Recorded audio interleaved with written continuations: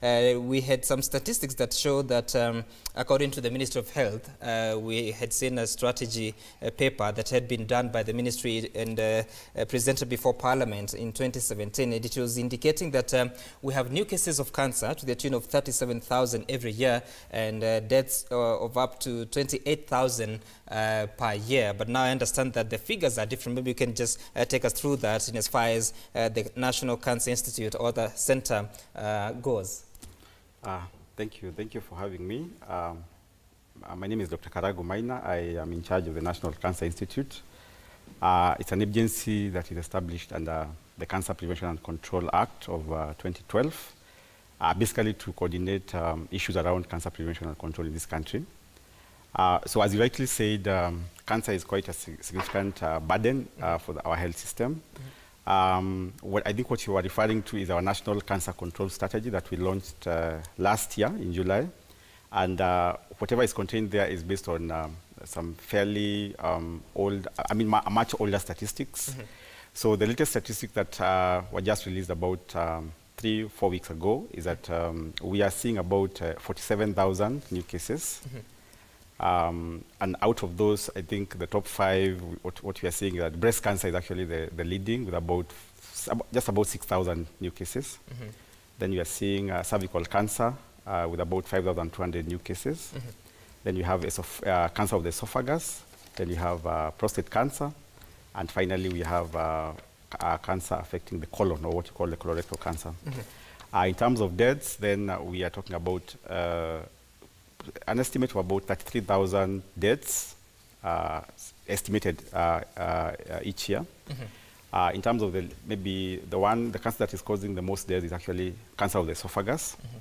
Then it's followed by cervical cancer, then breast, then prostate, and the colorectal. So I think those are probably the main 5 cancers that we see in this country. Yes. And I just want us to take a look at some of the slides we had prepared for this. As you said, starting with the new incidences that are reported in the country. The old statistics indicated that there were 37,000 new cases of cancer every year. That's what is on your screen. But as you heard Dr.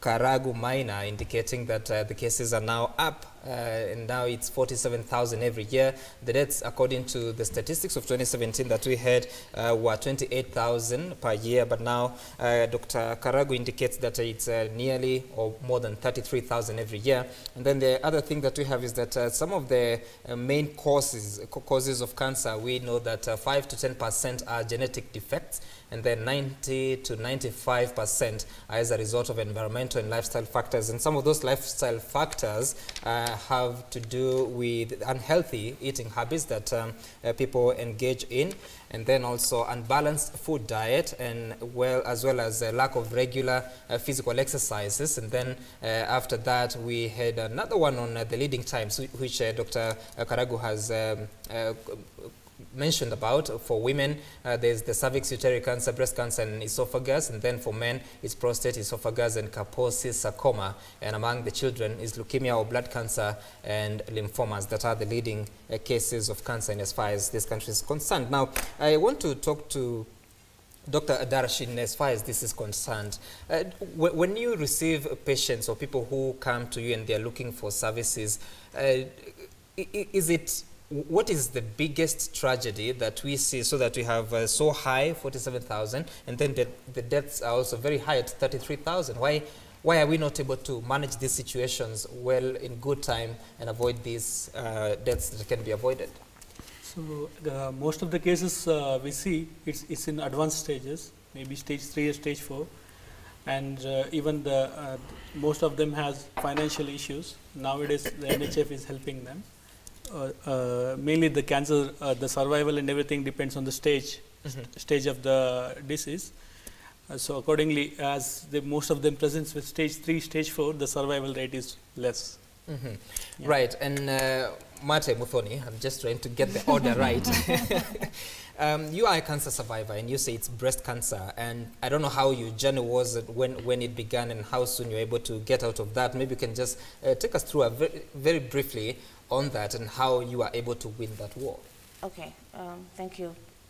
So for me, I have gone through cancer, and this is 2 years after my remission. Remission meaning more the cells have become dormant. For me, my diagnosis was in the year 2016. And it was not anything that actually took me to hospital. I did not go to hospital because I was sick or I had any of the signs or I had anything that took me to hospital. The reason why my diagnosis was caught early was because I do my annual checkups as recommended by the doctors. We're always afraid of going to go check in case you find something wrong. But my policy is I would rather know early so that I can be able to intervene early at the same time. So for every year, every August, I would go in for my annual checkup. And it was in the year 2016 that they found a lump in my breast, which ended up being metastatic. And then I did my treatment between 2016 up until 2 years later.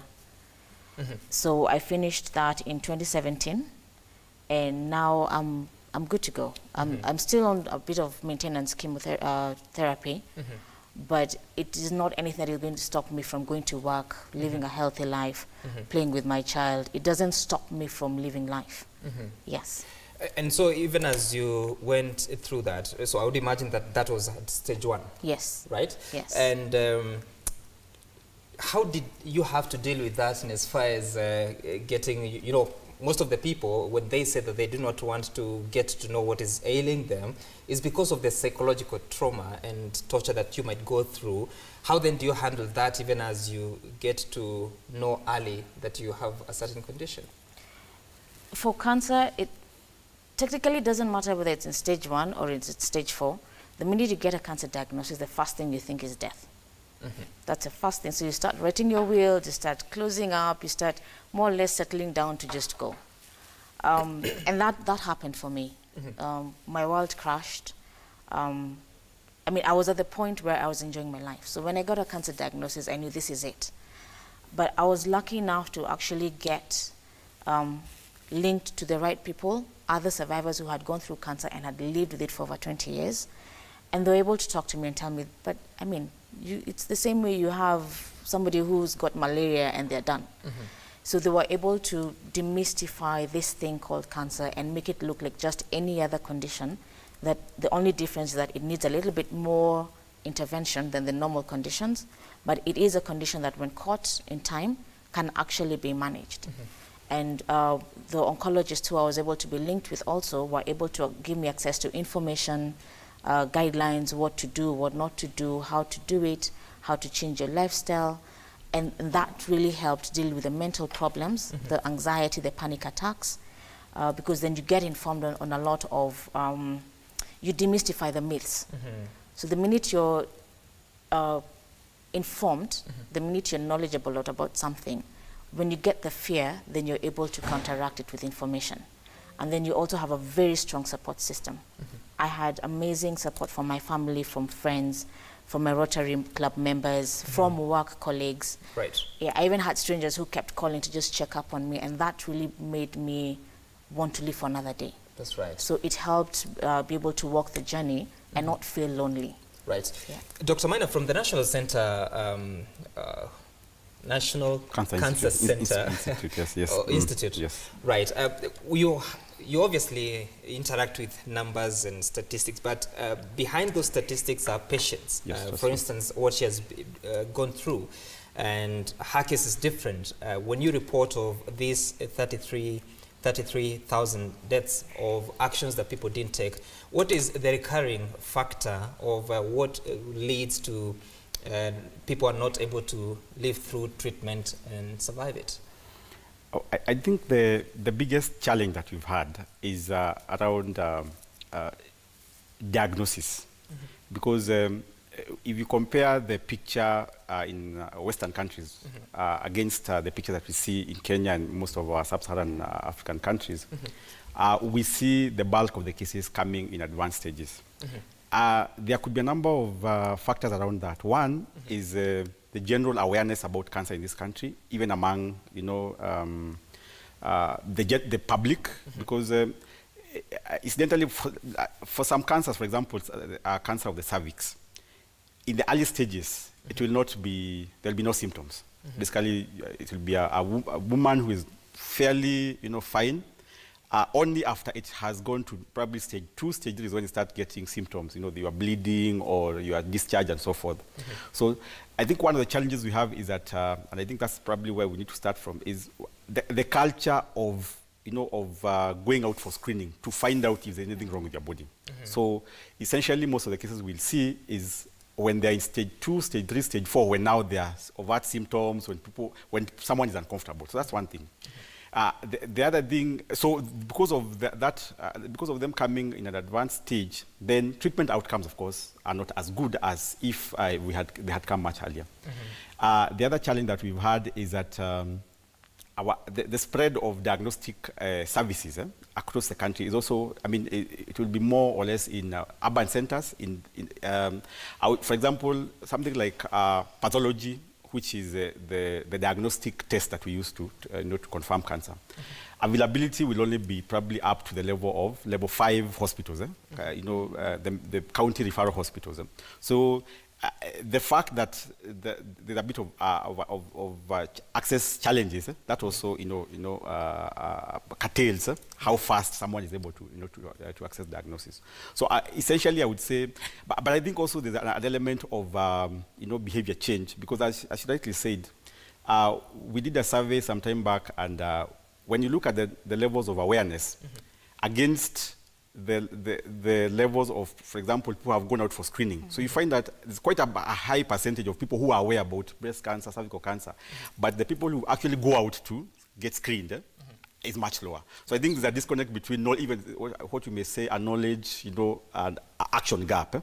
So those are some of the issues that probably have contributed to what we have. But we also know that there are the traditional risk factors for cancer. For example, use of tobacco. It's quite a prominent issue in this country. I think about 13%. It's estimated that the prevalence of tobacco use in this country is just about 13%. So those are direct users or even the indirect users? Those are direct users. Okay. But you see, even there's what you call second-hand smoking. I mean, when you're exposed to the smoke of a smoker, that is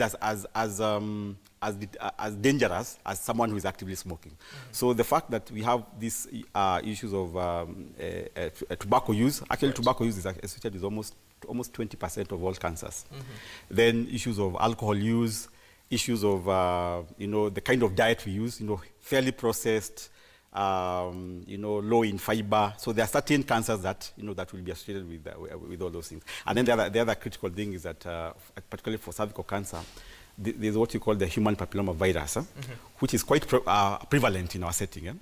So that's why one of the interventions that we are looking towards is basically introducing a vaccine around it, so that brings about some protection, because of course we are from the statistics we have seen, cervical cancer is quite a big problem. What is the risk exposure? What's the percentage? The percentage of I mean, like the prevalence. Well, what I think the last estimates we had is it's about 38% among women in the reproductive age. So that tells you that it's in terms of circulation, the human papillomavirus is in active circulation in this country, and it's usually a sexually transmitted virus, and it's actually estimated that 99.something% of all cervical cancer actually associated with that human papillomavirus. So if you sort out the human papillomavirus, you'll have done quite a bit in terms of controlling cervical cancer. Yes. And Dr. Adarsh from HCG CCK Cancer Center, which has hospitals in Nairobi and India, when you receive these patients, then they're looking for that treatment. How is it like in as far as trying to manage? Of course, first of all, their emotions, emotional health, and then again trying to explain to them what they're suffering from and the treatment process and the success rate. Yeah, usually the patients come with, as the doctor told, they come with a histopathology report, biopsy report. So once after that one, we usually examine the patient, we assess the patient, including the mental status, everything, the disease stage. And then we order for some investigations. It could be like if biopsy is not done, we get biopsy, or for staging we get CT scan, MRI, depending on the cases. Okay. Then we have a counselor who counsels the patient, who counsels the family. Okay. Then we advise the patient according to the stage. There is different treatment modalities.